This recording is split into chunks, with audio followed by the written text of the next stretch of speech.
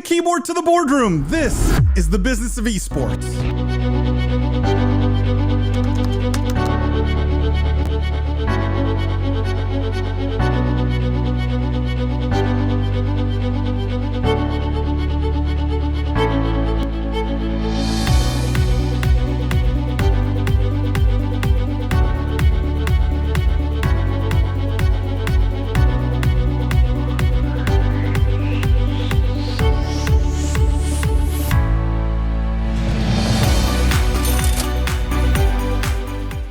From the keyboard to the boardroom, this is the Business of Esports Podcast.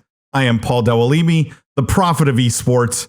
For those of you who are new to the podcast, welcome to the official podcast of esports. What we do here is we cover the most pressing gaming and esports topics and news of the week, but we look at all of it through a business and C-suite lens. We dissect, we analyze the business implications of everything happening in this industry. For our regular listeners, thank you guys for tuning in every week. Thank you for all the love, the 5-star ratings and reviews. Thank you for all the love you show the podcast. If you've shared the podcast, thank you. If you haven't yet, do 2 things. Send the podcast to a friend, share it with them, and go leave a 5-star rating and review, whether it's on Spotify or Apple Podcasts or Google Play or wherever you get this. Make sure to follow and leave a review if you love the content. Guys, we have a very special episode this week. I'm going to jump right into it. It's that exciting. It's that good. We have, we're just so lucky. I think every week our guests just get better and better and better. We have this week Omar Batterjee, who is the head of marketing, communications, and partnerships at Saudi Esports. You guys have heard me talk so much on the podcast and how bullish I am about esports in the GCC region. I am so lucky to have him on the podcast today. Omar, welcome to the Business of Esports Podcast. Hey, Paul. Thanks for having me. It's really exciting to be here. Omar, for our listeners who maybe don't know much about you, would love if you could give them a bit of your background, like how you got into gaming, why you got into gaming, a little bit of the Omar story. Yeah. What can I tell you, Paul? I've been a gamer since I've been a kid. Starting with the PlayStation 1, I think was the first console I started on. Just having my brothers around, my cousins, we'd be all gaming together. Of course, here in Saudi, FIFA was a really, really popular game. But then, the more you grow up, the more you get sort of excited about certain titles. I'll tell you the one that really caught my heart, I'd say. Assassin's Creed, one I've been gaming year in, year out, definitely. So I'm a bit disappointed with the last few years, but definitely one of my all-time favorites. I was born and raised in Saudi. What can I tell you? I did a bit of a stint in the States, went to college there, came back. I think it's funny, I actually started my career in PR and comms, and then with a bit of work here and there, started moving into gaming, and I guess now I'm here. Omar, I love, I love the FIFA and Assassin's Creed sort of background. I think that's so interesting. Before we jump into Saudi Esports, because we're going to spend a lot of time talking about that, obviously, I just have 2 questions because it's come up in the last, couple of weeks on the podcast. So much news around FIFA and EA potentially like dropping the FIFA name. And we talked about it. So I'm curious to ask you, as a longtime fan of the franchise, would you play it if it wasn't called FIFA? Do you care? It's we've actually been talking about this in the office recently. It's a really tricky one, Paul. I think by any other name, it's just as beautiful. But the thing is, who knows? Maybe that partnership with FIFA, with maybe one of the other developers, maybe it'll prompt people to get them to try something different, to see if it's actually good enough, see it's just as good. Yeah, my view was like, if you called it EA Soccer, right? But people would still buy it like crazy, right? Like people love the game of football, love the game of soccer. Yeah, except Paul, we would call it EA Football. Yes, this is true. It would confuse a lot of Americans, but it would work. It would work outside of the US. And then the other thing, Assassin's Creed. Supposedly they're doing a show, which is like all the rage now, right? Games turning into shows. We've seen The Witcher. We've seen League of Legends do, Would you watch that? Like, would that be something you'd get excited about? I definitely would. It's I don't know, like these it's just these types of games. I get so immersed into the story. Like I'll play the multiplayer online games, every weekend. But then, if I'm having a rough day at work, I really can't handle that competition, can't handle that stress. I'll just open up a bit of a story mode and enjoy that. Especially these open worlds that are calm. I really enjoy them. I agree. I think, Assassin's Creed, especially the last few years, have not been that good. A show might revitalize the whole franchise. Would love for our audience. Let's dive into Saudi Esports here. Talk to me a little bit about what you guys do, give me the mission a little bit of Saudi Esports Federation. Like what is it? What are you guys about and what are you trying to accomplish? So very simply, Paul, we wanted to treat esports as any traditional sports is treated. That it is established under a federation, a sports organization. And the premise of any sports organization is that it falls under the Olympic Committee of that country. And that's how we established it. And the reason there is we really believe in the Olympic values of sport and how we carry all of that. And I'll start off by saying we really believe, yes, these are games and they're owned by publishers, but when they move into the esports realm, it feels like they no longer belong to these publishers. They belong to the community that are playing them. And just like any sport, that's why we hear a lot of people calling soccer, football, the beautiful game, because it is something that a lot of people enjoy and they feel a passion and a connection to.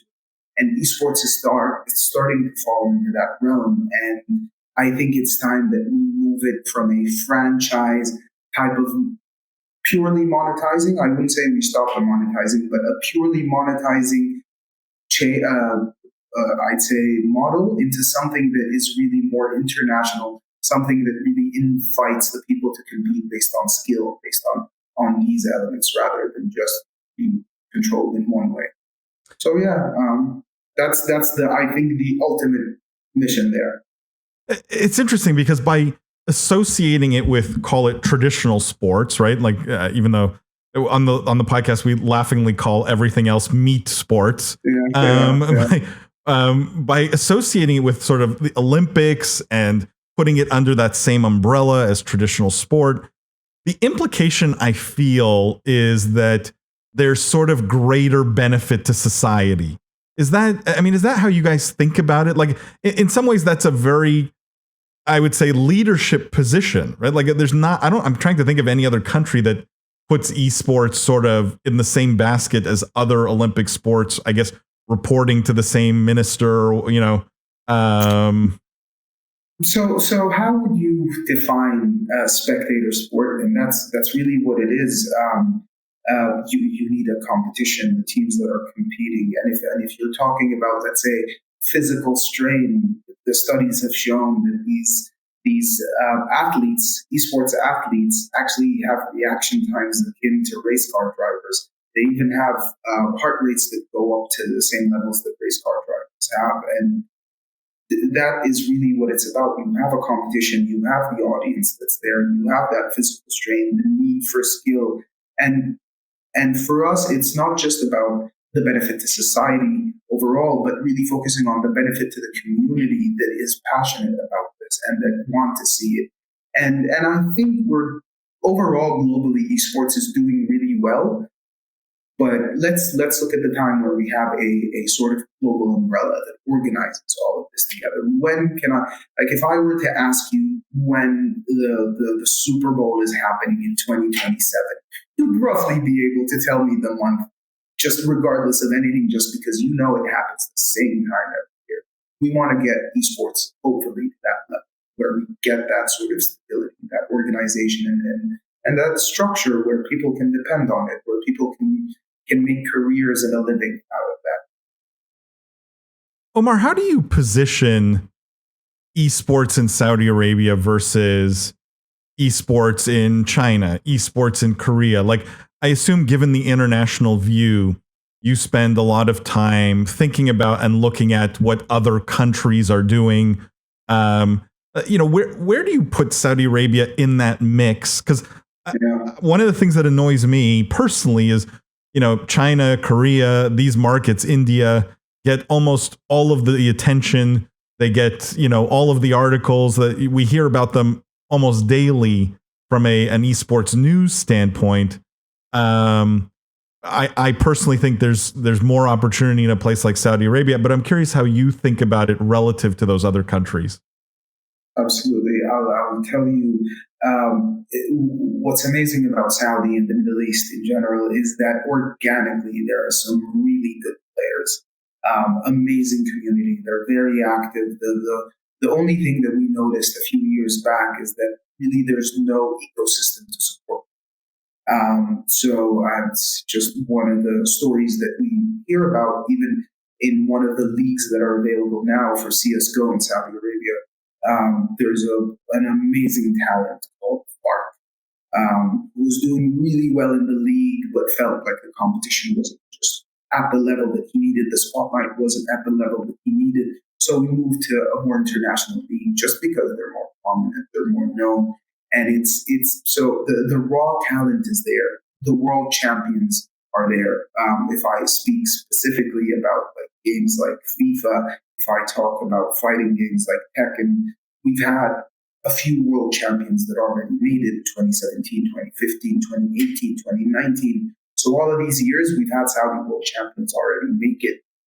But the thing is, it just feels that the spotlight is not there. How I compare it to markets like East Asia or other markets, even like Europe, we are a growing market. I can tell you we're very far from maturity, especially from the private sector standpoint. We've seen a lot of growth in the past 3 years. We're still not at the pinnacle. We're still moving fast, but still that doesn't take away from the raw talent, the raw passion in the community that we see where they started gathering without any entity sort of bringing them together. It just organically happened. And I think that's what's amazing about it. That is interesting.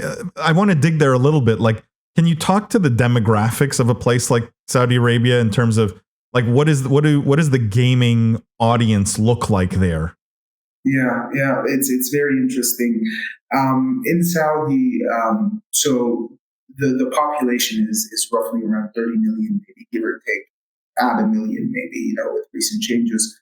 But at around 30 million, 23 million gamers in Saudi Arabia. And I know wow. We're talking about almost more than 60% of that population.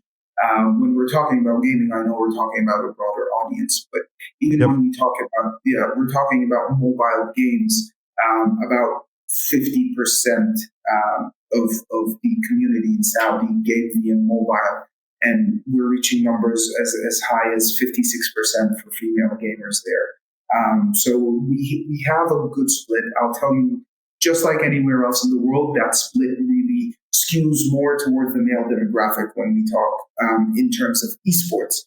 But it's all still there. We're seeing a lot of these female leading clubs, esports clubs, growing in Saudi. It's really interesting. Definitely, just to sum it up, the gaming community is massive. The gaming community is really big. The esports community is smaller, but growing by the day. And that's what's amazing to see. Is one of the key advantages, this is something I talk about without any hard data to sort of prove it, but it like gut feel tells me I'm right on this, is we know the average age of the gaming and esports audience in Saudi Arabia is very young, right? Like the population is a young population, which is good from a gaming perspective. But compared to a place like India or China or some of the other big markets that we spend a lot of time talking about, the disposable income is quite a bit higher, which, if you're trying to put on an esports league or a big esports event or something, like all that to me matters, right? That's a big positive. Is that something you guys track carefully? Like, are you seeing spending increase, like spending on esports and gaming increase in the region? Absolutely. So I'll tell you, from a gaming perspective, we see very clearly. It's a bit harder to track with esports because it sort of gets mixed up with the hardware sales and so on in different sales. But with gaming, it's actually pretty clear how much buying power there is in the market. I'll tell you very simply, Saudi is the 19th largest market in the world with a population of let's say 23 million gamers. But that's not even covering the entire story. What we work on a lot are a lot of products that are not in Saudi Arabia, game software that are not in Saudi Arabia, games that are not on the PlayStation Store, in the Saudi store. And we see all of the spending happening outside of markets in Saudi Arabia from the community here. And we can definitely tell you that 19th largest market in the world is not even showing the full picture.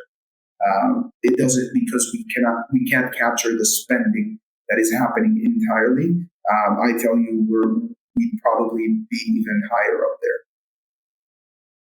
You know, the beauty of a place like Saudi Arabia, in my mind, is just the bold vision, right? Like and when there's conviction around something, you know, you guys go all out. And we saw recently, we talked a lot about it on the podcast, the acquisition of ESL and FACEIT by basically, you know, it's an investment arm of the Saudi government, right? How much does that matter to you guys as the Saudi Esports Federation when you have sort of at the government level, it seems to be conviction around gaming and esports? Like, what is that relationship between government and you guys? And how does something like the ESL FACEIT deal have an impact on what you guys are doing? Absolutely. And I can tell you, like no other country in the world, and I can tell you this is just purely from what I've seen, is that we are very passionate, but also very coordinated. We work together. There's a high spirit of involvement within gaming. So as you know, as an example, if I'm here trying to look at tournaments, trying to look at like really hosting these large-scale tournaments, small-scale, national-scale tournaments, and looking at infrastructure, there's always either a government entity that if we reach out to, they'll respond really quick and say, yes, let's jump on a call, let's discuss, these are the things that we're working on, and they're more than happy to cooperate. If we're looking at different projects within Saudi Arabia, you know, the project entities in Saudi, and we talk to them about certain, you know, arenas or infrastructures that we are very excited about, they right away go and start looking at the feasibility of doing such a thing, working out a model of how we can cooperate on these things. And it's amazing how there is an open line of communication between public-private, non-profit entities all working together, you know, with something like gaming. And I can tell you, it's the tip of the iceberg. Does the ESL FACEIT deal take Saudi esports to the next level, right? Like, what is the implication of ESL and FACEIT being owned by Saudi Arabia? Like, is there some major like 5-year plan that this is all a big part of, and you know, in 5 years everyone's going to be like, oh my god, like how did we not see that coming? And you know, these are like the first, call it the first volleys, right? Like the initial shots. I don't know if you can talk to that sort of big picture plan and how, you know, buying essentially the largest tournament operator in the world fits into it. Yeah. I can't really speak on behalf of Saudi. After all, I'm not a member of that entity. I can tell you what I think and from what I've seen. For us, the investment in esports is not just purely from a profit perspective. It really is investing into the industry to grow it. If you were to ask me as just an observer of the news, I think esports is growing at an amazing pace, but really having an institutional investor of the size of Saudi that can really invest funds into entities like ESL that really take them to the next level, that have always had certain financial constraints. That would be an amazing thing. That would be something that this, I think, sector needs on a global scale. Now, speaking as a Saudi, having ESL FACEIT, probably working in Saudi Arabia, that's an amazing thing, because we are organically developing our own capabilities, but having someone of that experience here speeds up that knowledge transfer. It also speeds up different phases that we would have to go through to develop everything on our own, and then ESL themselves would get access to a new market that they have maybe been interested in for a while, and have been looking at market entrance pathways. So you don't have to say it, Omar, but like I'm convinced that we're going to see ESL Riyadh like in the near future, right? The same way we have ESL Katowice and ESL Cologne and ESL New York, right? Like we will see one of these landmark ESL tournaments, I think, in Saudi Arabia. In your mind, though, how far away are we from seeing, like a League of Legends World Championships coming to Saudi Arabia? Like, are we 2 years away? Are we 5 years away? And I'm using that a little bit as a barometer of like how sort of advanced the esports ecosystem is there. I can definitely tell you, I am a member of the Saudi Esports Federation, and we are working on having flagship international events in Saudi. So that is definitely not a secret. We've done a couple of flagship online international tournaments that donated a substantial amount of money over the past 2 years to humanitarian aid. And we are working on having a physical one very soon. So you're much more likely and sooner to hear about something that is purely Saudi esports before anything else. Okay. An answer without really giving me any specifics. I like it. What are some of the challenges? Like, let's talk about the flip side.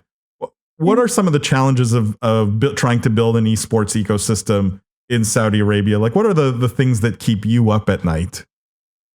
I'll tell you, it's the ambition. We're not looking at this from, okay, what does the appetite in the market look like? As for Saudi esports, we're looking at this from where do we want this to be in the next 10 years, and the ambition is very high, and that really is where we all try to look at. If we feel that with this amount of support, if we build plans that are reasonable for today, they'll be outdated tomorrow. Definitely. Then we look at some of the I think stigmas that still exist, and we try to work with. And these stigmas are not just on a community level. So as Saudi Esports, we're a federation. We're supposed to care about the sport, but we like to step out of our comfort zone. I'll give you an example. So we go and look at all these esports organizations, teams, PC centers, different business ventures that we see, and then we look at banks not wanting to give them loans because of the stigma around that, and we don't think that's right. If they fulfill the requirements, if they come with a solid business plan, it shouldn't be the fact that they're working in gaming or esports or some type of thing that you're not comfortable with should not stop that. So really, those are the types of I think issues that we find in Saudi, and that we're really trying to enhance, and hopefully we're very close to enhancing these. Just recently, there were announcements. So as there are multiple, as I said, government entities working in this field, and we're working with them as part of a program called Ignite in Saudi Arabia. There was the world's largest, let me find the words, it's the world's largest startup and small organization fund for gaming in the world.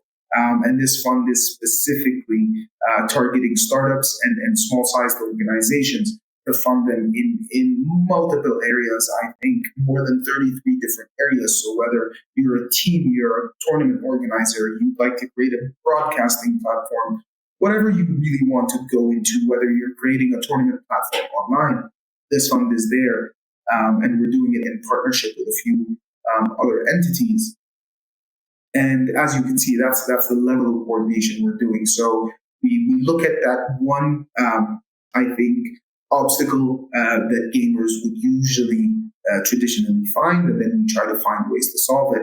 Hopefully now with this fund that we've developed, that actually it is not only funding local entities, but also funds international entities.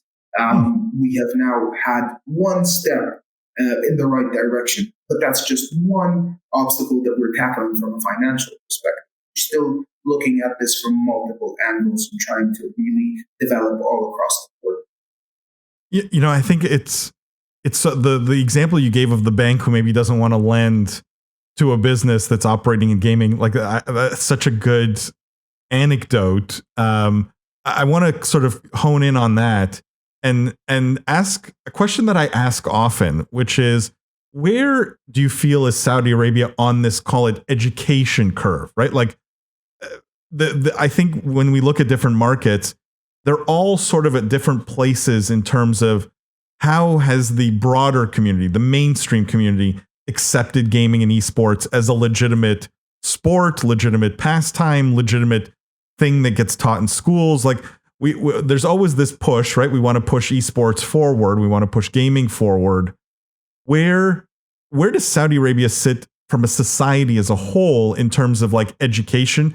And do you guys spend any time on that, right? Like, is any part of your mandate specific to convincing the general population that, hey, this is a legitimate sport, these are legitimate athletes? Yeah, I think that's a two-pronged question. One, from the general public's acceptance of this as a career, and then from the availability, hopefully, of education programs. I'll try to tackle both of those. From a societal perspective, you can see it's not quite there, but you can see it growing, and that's definitely thanks to the efforts in the past 4 or 5 years. I'll give an example of one of the things that was, I think, one of the most effective tools that we used. So we've had a EA FIFA league in partnership with the Saudi Pro Football League, or the Soccer League. So our first league, our first division, the professional division, has 16 teams in that division in football, and it's the most watched sport in Saudi.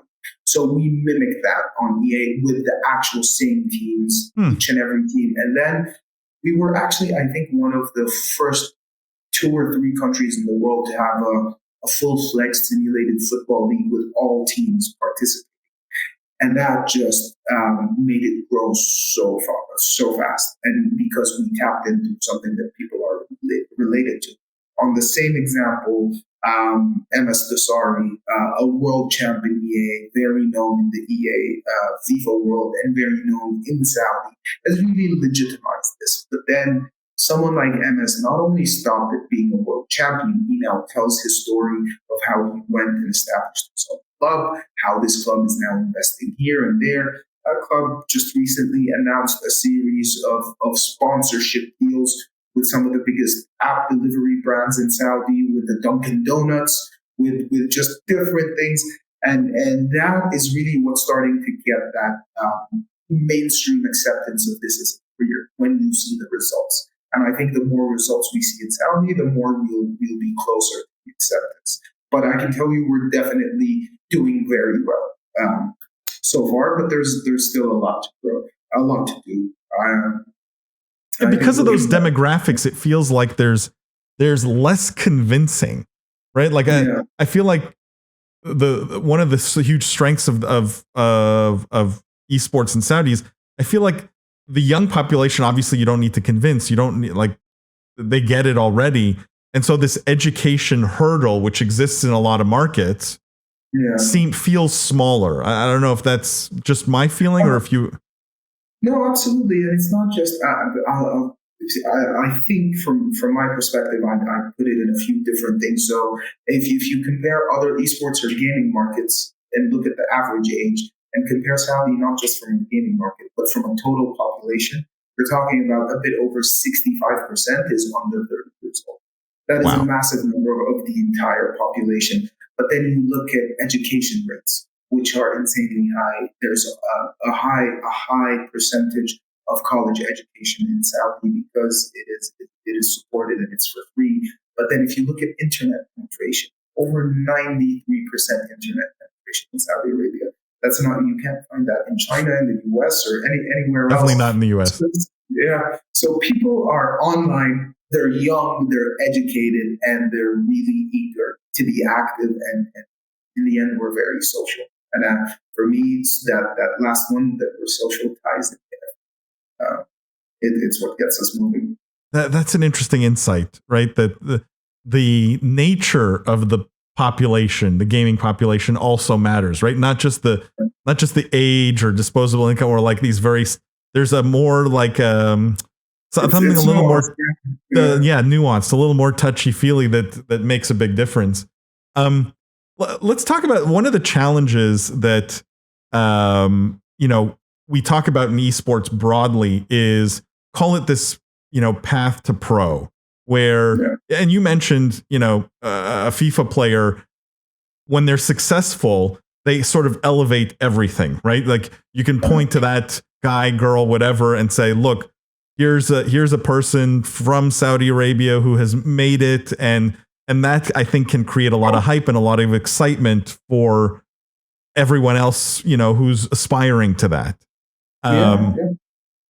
The struggle with esports is, what is the path to pro, right? Like if you're playing in your mom's basement, right?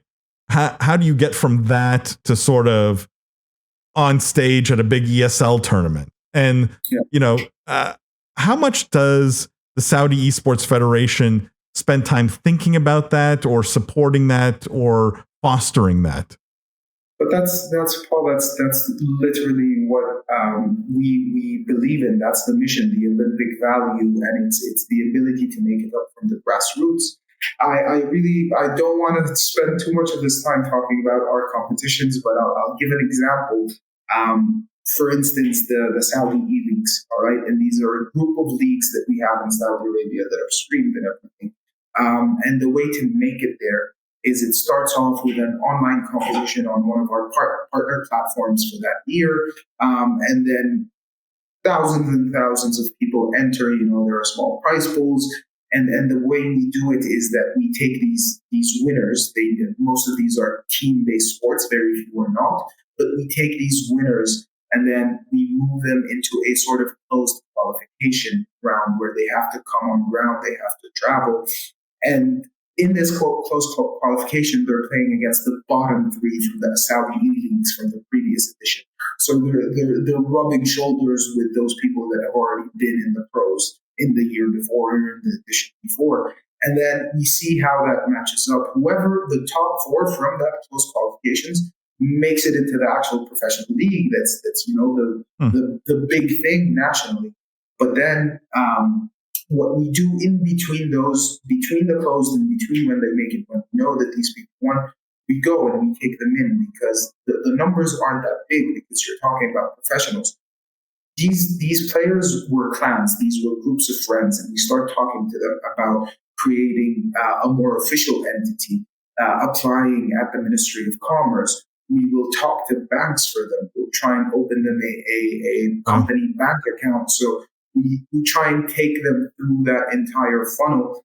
So, and there are some publishers that really work with us amazingly. So, for instance, you have the likes of PUBG Mobile that are now taking Saudi teams that did very well in national competitions and have qualified them to the regional competitions of their own sort of organization.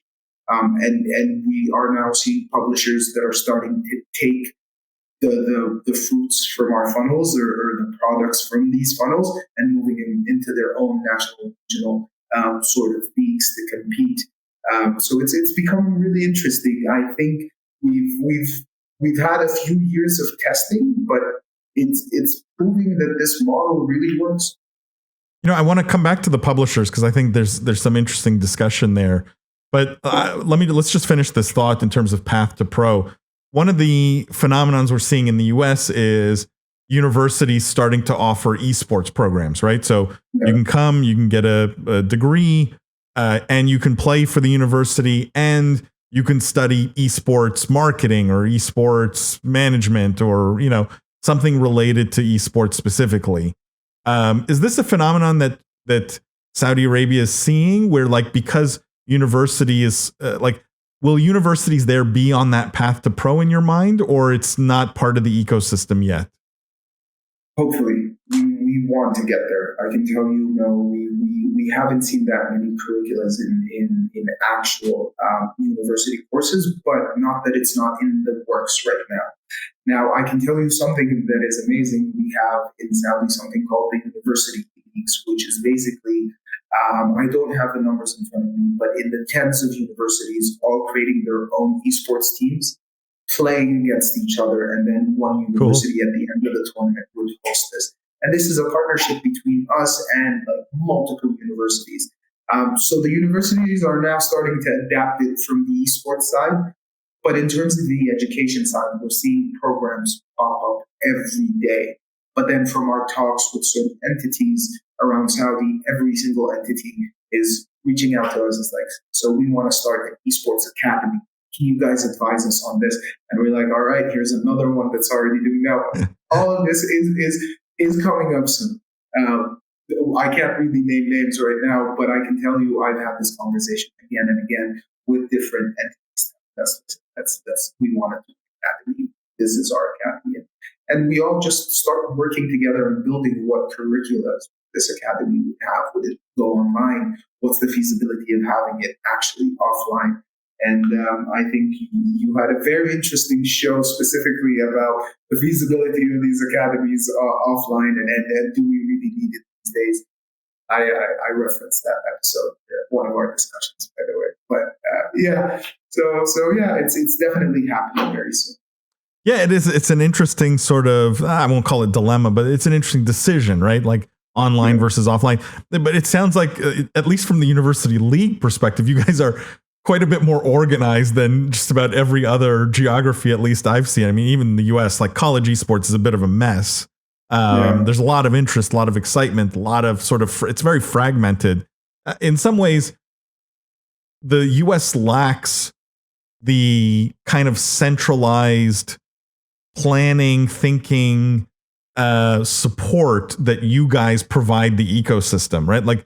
I think that's the interesting part of the Saudi Esports Federation is there's sort of a central official place whose mandate is to make sure that esports succeeds. That just doesn't really exist here, at least in the US. And I think that's something I think we could take away and maybe learn from. Let's talk about the publishers. I wanted to come back to that because I think everyone recognizes publishers hold a lot of power these days, especially in the esports world, unlike traditional sports. How have you guys managed that, right? Or managed those relationships? What does this relationship with publishers look like for you guys, and how are you working with them today? I think publishers, just specifically with us, have been very supportive. They are interested to see the level of investment that we're willing to do into the community. And there are certain publishers that make things very easy. I think not in terms of we have to fulfill the guidelines, but they're there. They're talking to us. They're trying to support us. I'll speak to one certain publisher, EA. EA has a partnership with the Saudi Football Federation. But then in a discussion between us and the Football Federation, there was an agreement. It's hey guys, we'll do a lot of the heavy lifting. You guys are partners. You guys are the main partner for these leagues, but we'll help you in the background. And when EA saw us trying to really lend our expertise to the Football Federation, they turned around and said, okay, listen, let's start working with you guys too. And there was a lot of excitement there. Now even we work, it's sort of a triangle where we work with the EA and the Saudi Football Federation always trying to do some interesting things. And I know I keep bringing up EA FIFA a lot, but the reason is just in Saudi, it's so big. I can tell you of the 20 top players in West Asia, 18 are Saudi. So Wow. you can imagine it's a big game for us. We love our football. It's also it's the low hanging fruit in the sense of like, how can you get people into esports? It start with something that people already know, right? That's Absolutely. I think always the appeal of the sports games in general. You're starting with something familiar. So that's interesting. I want to move to the physical piece of esports. We've seen a lot in the US. We've talked so much about this on the podcast. The building of huge esports arenas, right? We Business of Esports has been to the one in Las Vegas, the HyperX Arena there. We filmed content there. We saw the announcement of the one in Toronto up in Canada. They were going to spend $500 million on an esports arena up there. Is this on the roadmap? Like, is this important to the Saudi Esports Federation to put, a huge $1 billion stadium esports arena, state of the art in Riyadh? Is this part of the vision, or are you guys thinking about this in a purely digital kind of sense? I can tell you from Saudi Esports' perspective, definitely the physical is there. This physical element is there. I can tell you from a sports perspective, and from an infrastructure perspective, we are on a mission in general, whether it's us or what we see from other entities, to develop different, attractions in terms of sport. So you see a Formula track announced every day, one here, one there. We saw like 6 different golf courses announced over the past while. We saw, 4 stadiums announced earlier this year, 4 new football stadiums. And we have plenty of football stadiums. So it's the infrastructure is part of the plan, definitely, not only from what I can tell, but not only from the work I'm doing, but even from what I see every day in the media and I read in Saudi Arabia. Omar, it gets me really excited about what the future there. Could you talk a little bit? Just, I want to sort of wrap on this. Give me a little bit of a taste, a teaser of the future of Saudi esports, right? Like, give me the big picture. Because I'm excited about it. Give me why everyone listening to this should be really excited about what you guys are doing there. Absolutely. I think the why gaming and esports are important is because they are one of the most engaging activities ever. And that activity is there, and you're not going to get rid of it. So might as well understand how to benefit from it from a societal point of view, from a community point of view, and from a financial point of view. It's going to be there. Even surprisingly from a humanitarian aid point of view, when COVID first struck, we were like, oh my God, what are we going to do? But we did Gamers Without Borders. 2 years, we've donated $20 million to COVID relief, and hopefully we'll be back for another year. It's a phenomenon that is very engaging, but then it's not just about benefiting from it, but it's having society benefit from it. It's the career pathways. It's these young demographic that want to work in something that they enjoy, and why shouldn't they? And it's about us investing in paving the way for them to get into that and start working with that. Omar, I'm just, like I said, I've now repeated myself so many times. There's probably no region in the world I'm more excited about to see where you guys take esports. And I think, like I said, I think everyone is looking at China or looking at Korea or looking at India is missing the boat in terms of where the big growth is going to be. I wouldn't be surprised if in 5 years we're talking about Saudi Arabia as the biggest esports market in the world. I would not be surprised. I like how that sounds, Paul. I like how that sounds. Definitely. Yeah, Omar, absolutely. How can people follow what you're doing? Maybe follow you or follow Saudi Esports? Like, where can people find out more or follow? Definitely, they can follow us on our websites, our socials. We have a lot of channels that we communicate through. You can definitely email us. We have our emails on the website, and they're not those emails that you don't get a response. We're actually very good at those responses. And yeah, definitely. And I would just ask everyone to keep their ears out. This is just a bit of a shout out. I try not to do it all podcast long. Keep your ears out. We have a lot of exciting things coming out this summer. I love that. Everyone should go check out Saudi Esports Federation. And we will, I'm sure, cover those announcements. So I'm excited about that too. We'll have to bring you back so we can talk about those things, Omar. Well, maybe next time we'll have you shoot the episode from all the way over here. I love it. That even better idea. I love that. Let's do that. Absolutely. For our audience, guys, just a little bit of housekeeping. Make sure to go follow Business of Esports everywhere on Instagram, on TikTok, on YouTube, on LinkedIn, you name it. Business of Esports on all those platforms. If you love our content, leave a review on Apple Podcasts or Spotify or Google Play, wherever you get this. Make sure to follow it, share it with your friends. Omar, thank you so much. Awesome episode. Thank you guys for listening. Remember, the future is fun, guys. We'll see you next week.